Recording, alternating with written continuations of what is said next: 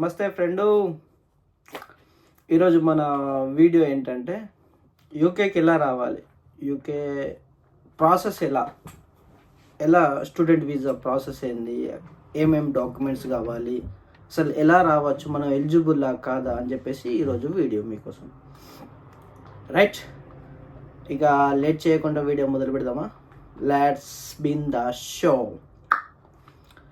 ముందుగా వచ్చేసి మన స్టడీ, అసలు మనం ఎలిజిబుల్లా కాదా, మనం ఎంత చదివినాం, మన స్టడీ ఎలిజిబుల్లా కాదా అనేది ఫస్ట్ పాయింట్.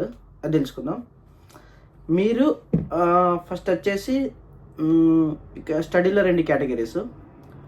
ముందుగా వచ్చేసి మీరు ఇన్ కేస్ ఇంటర్ చేసి అక్కడనే స్టడీ స్టాప్ చేసి ఇప్పుడు మీకు యూకేకి రావాలి, స్టడీ చేయాలి అని మీకు ఉందనుకో ఉద్దేశం. ఓకే, మీరు ఇంటర్ అయిపోయింది కాబట్టి